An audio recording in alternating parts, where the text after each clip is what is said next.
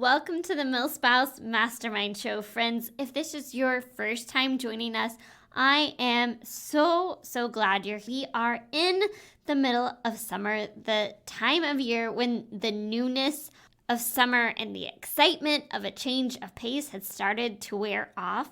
When we slowly start to long for the rhythms and routines and structure that the school year often brings.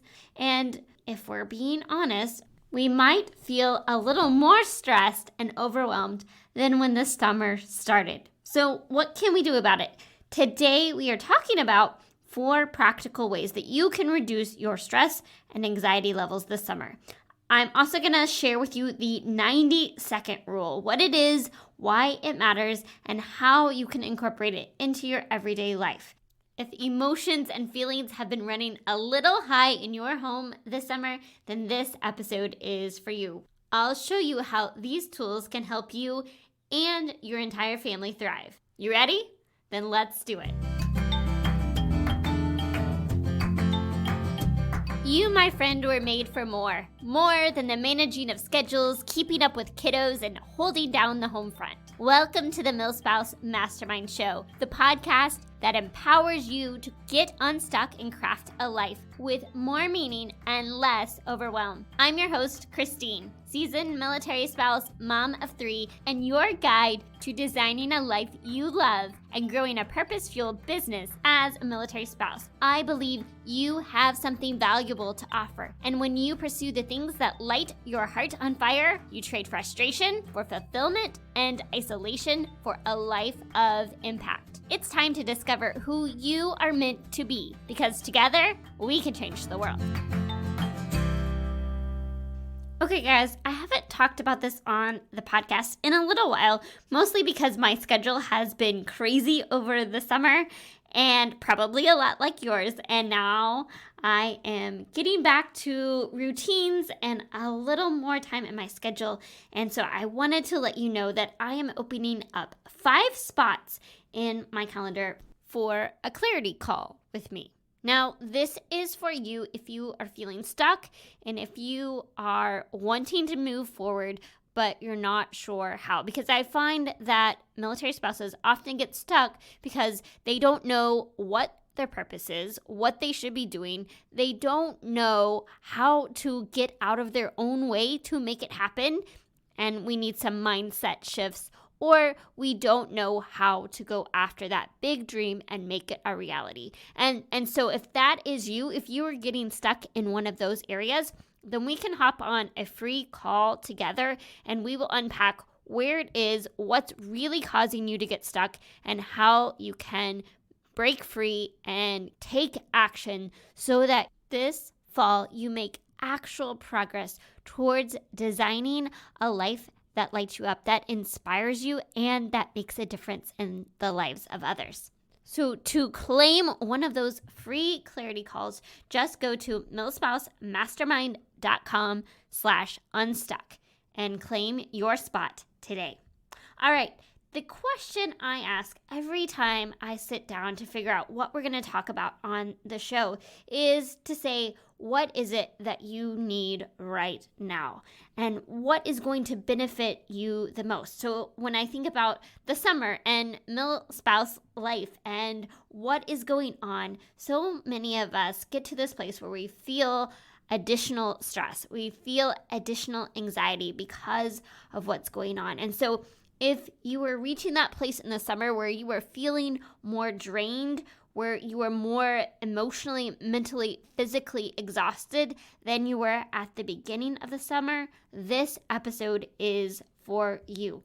I thought back to where I was at this time last year, towards the end of our 4-month-long OCONUS PCS. If you are new to military life, OCONUS refers to an overseas moving from one location to another, and you have to package up all of your belongings into crates. They get shipped across the ocean, and then you just have to wait for months until your stuff finally arrives. And that's a long time living without your stuff, living out without our routines and more of that normality in our life. And so I got to this place where I was really exhausted towards the end of the summer, and I didn't have my own bed to sleep in. I didn't have a desk to work at. I didn't have the organization and systems that I rely on to help me navigate and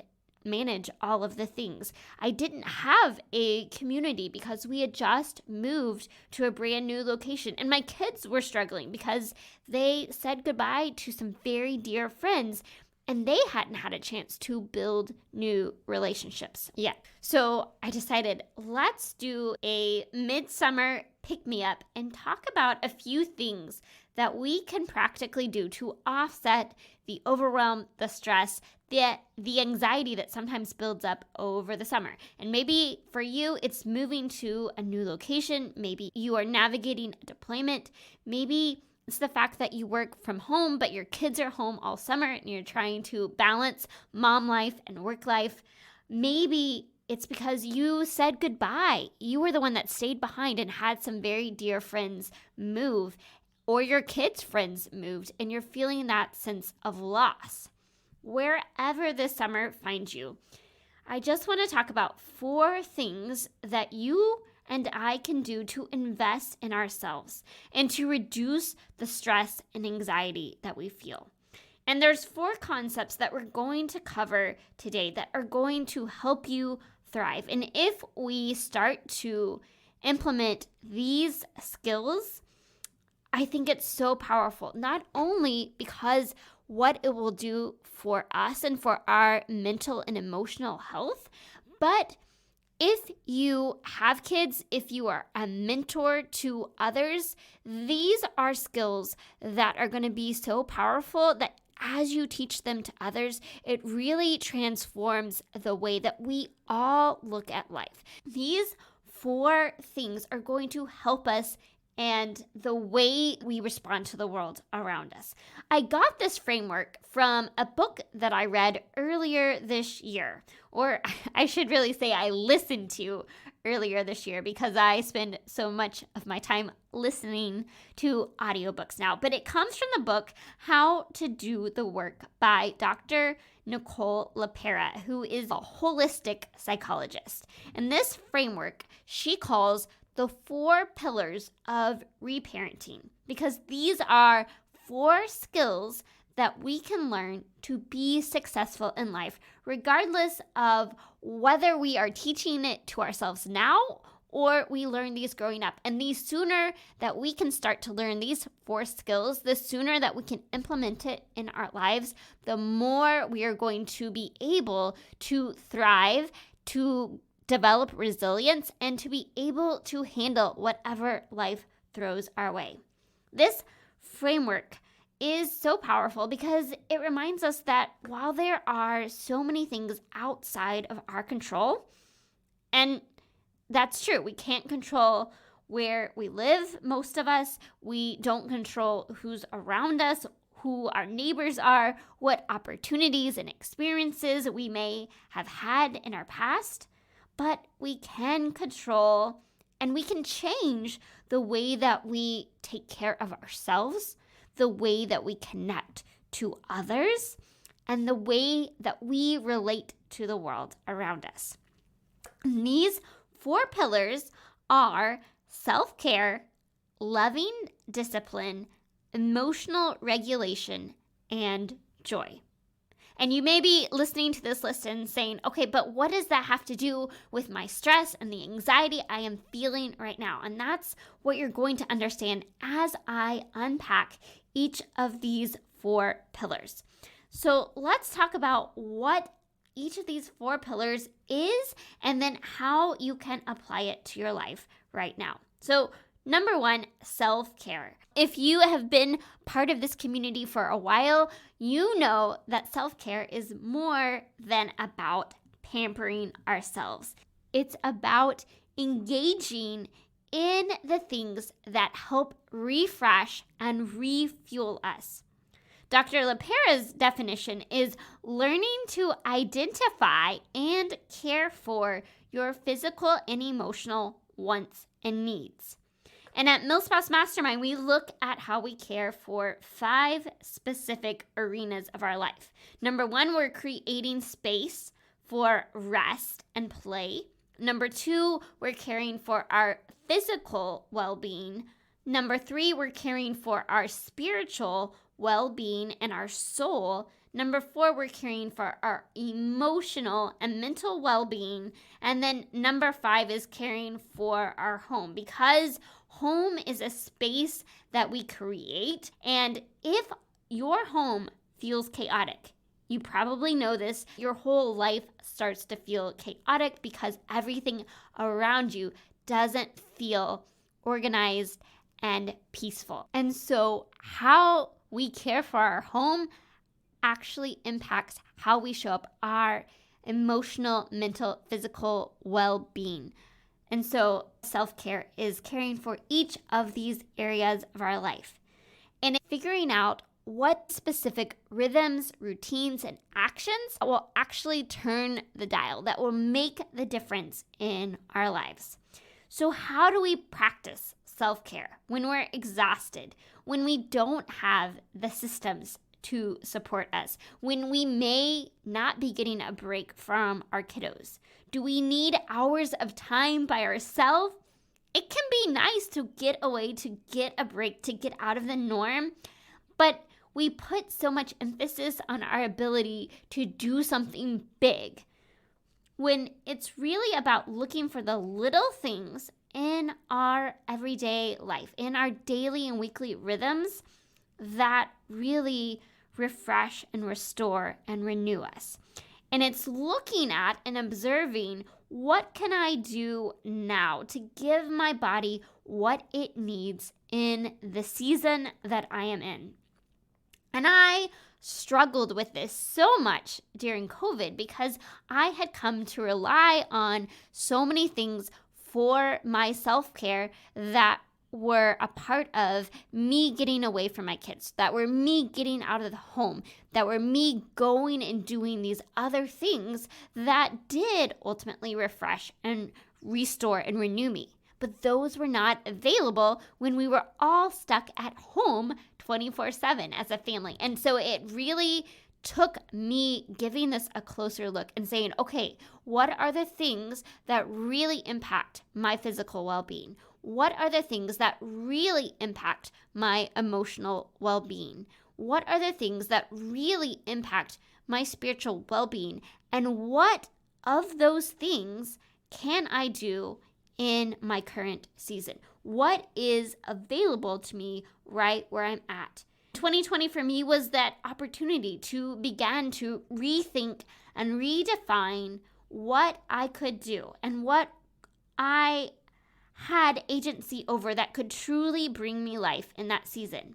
Sometimes we think it's something big when it's something as simple as choosing to go outside, allowing sunshine to touch your skin, spending time in nature, connecting with someone you love, getting a little more sleep, going to bed a few minutes earlier, making a home-cooked meal, especially if you have been living in a hotel for a month and you are just craving that home-cooked, nourishing meal.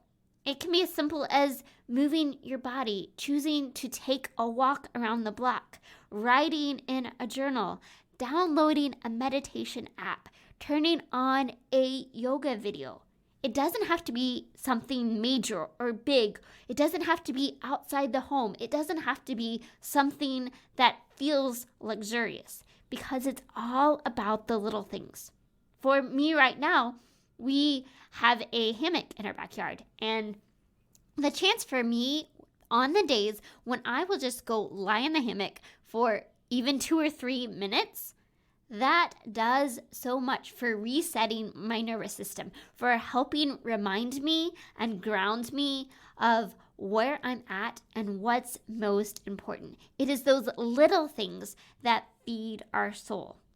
So if you are in this place where you feel like everything is out of your control, what are those little things that you can do today, this week, that will give you life, that will bring life to your soul, that will enhance your spiritual, emotional, physical well-being, that will give you that sense of rest. Think about what those things are for you, and then think about how important it is to model that for others. Because when we all learn how to care for ourselves, we become much healthier overall.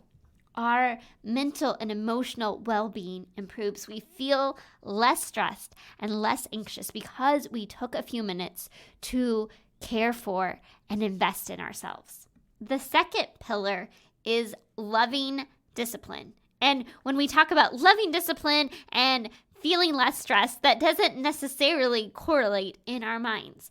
But when we get overwhelmed, when we reach a place of burnout, when our adrenals are fatigued, often we're too exhausted to do the things that truly help us rest and recover. And that's when it's really easy to fall into this trap of saying, life is hard.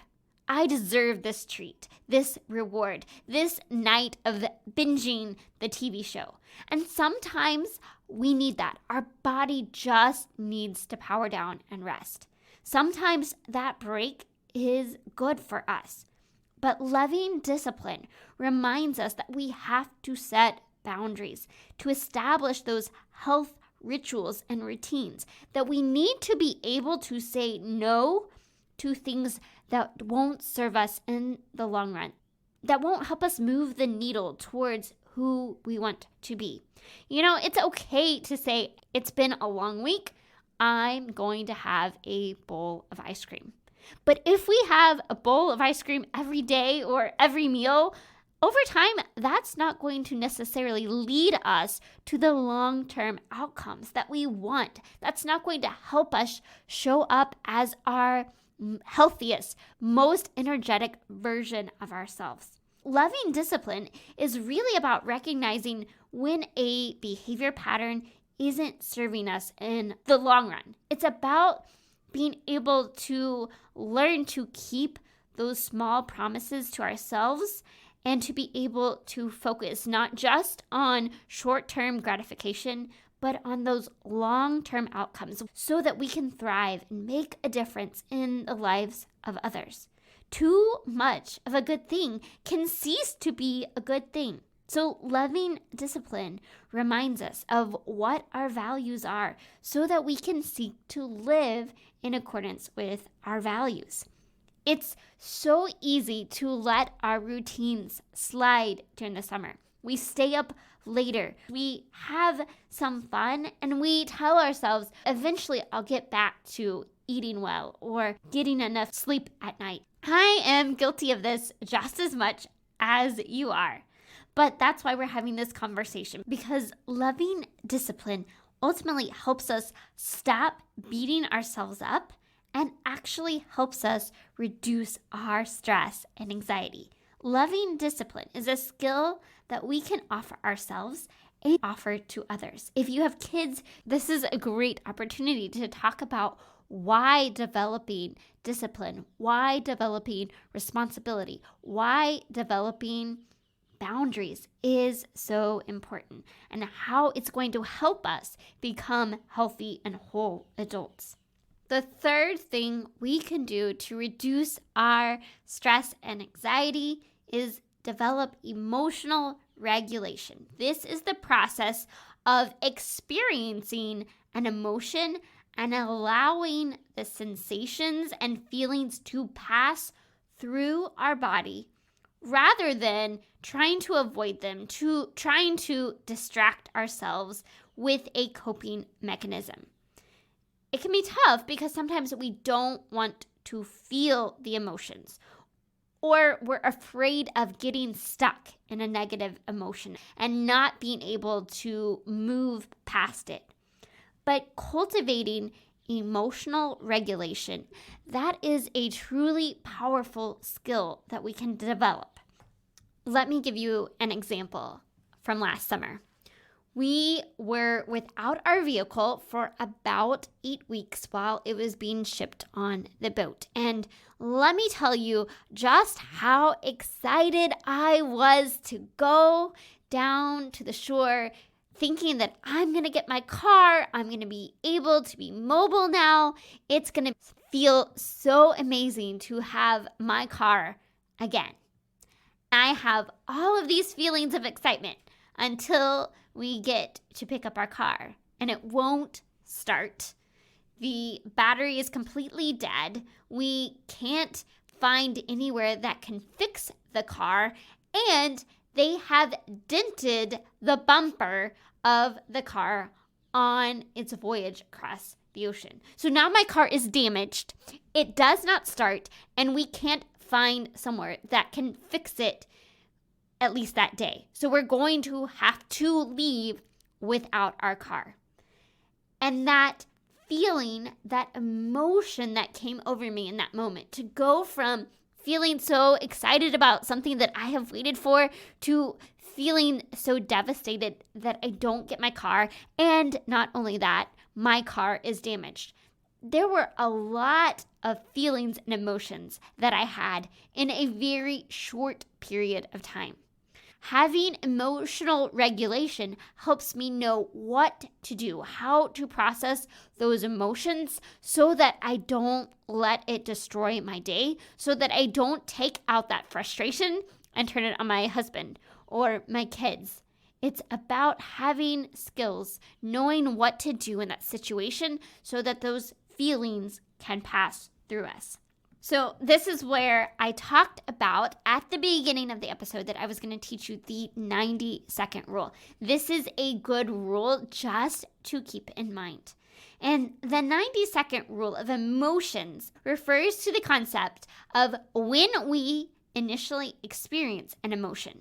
If we can just let that emotion happen for 90 seconds without trying to react or respond in some way, then we are much more likely to respond in a healthier way.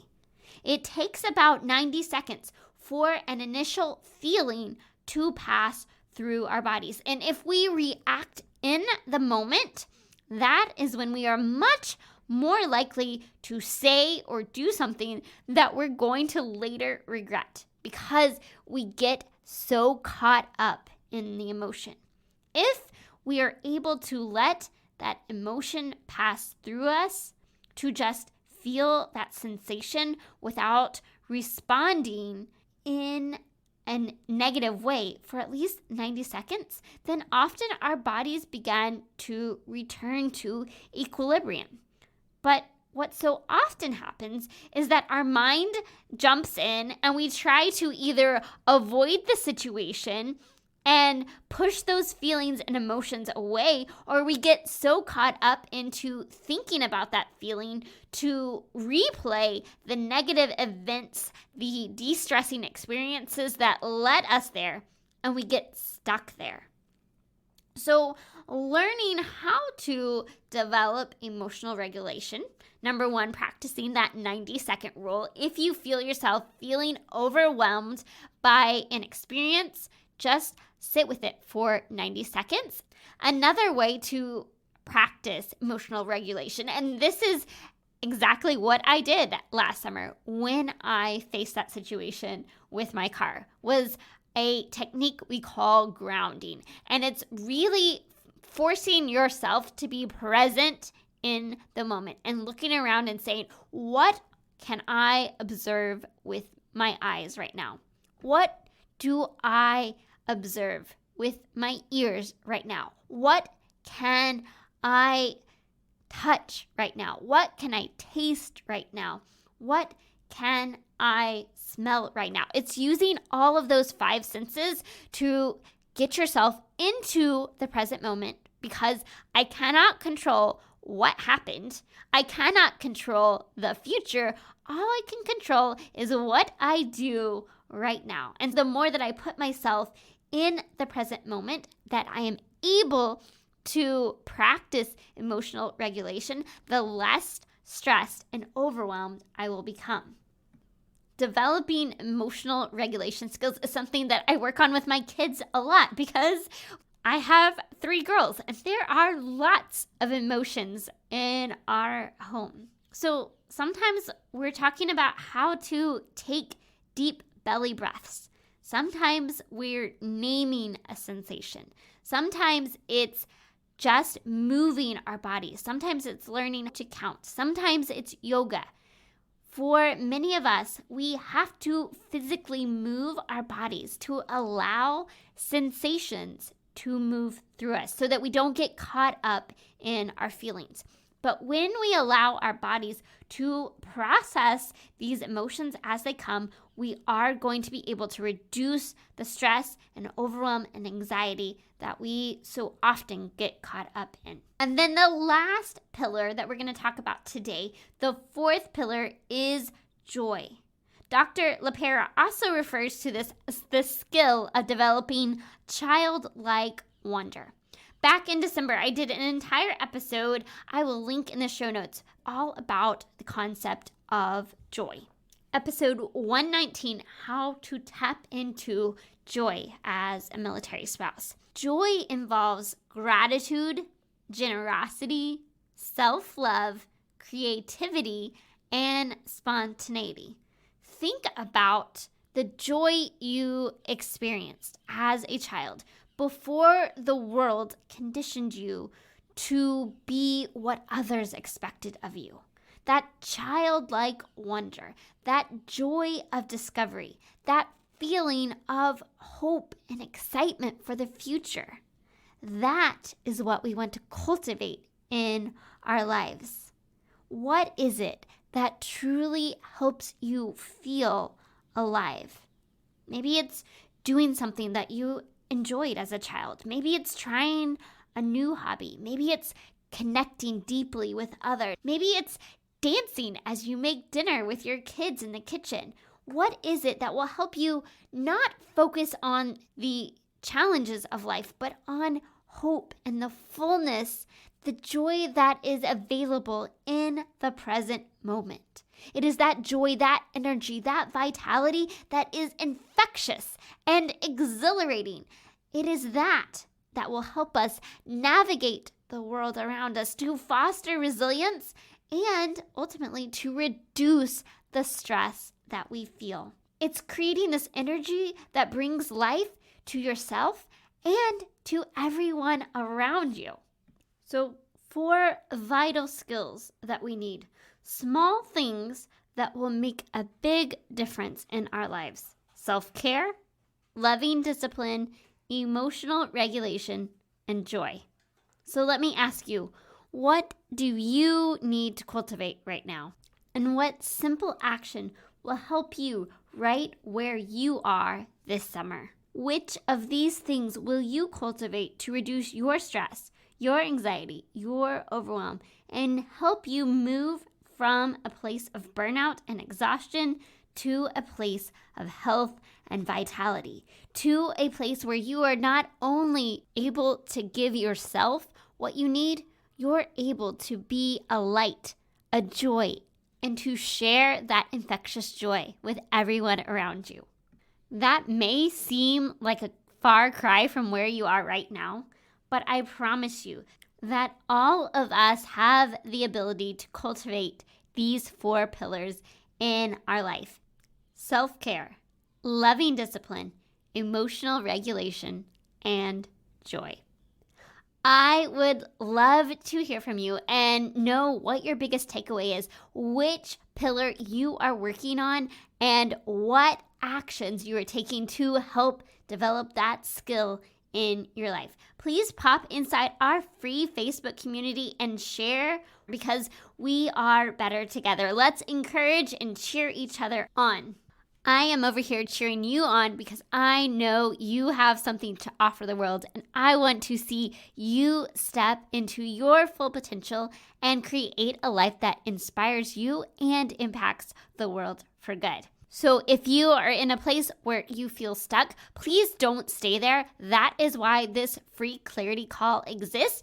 Hurry and get on my calendar because there are only 5 spots available. But I would love to help you get unstuck so you can step into the next level of growth for yourself and for the people whose lives you are going to influence. All right, friends, Until next week, may you live filled, fueled, and full of joy.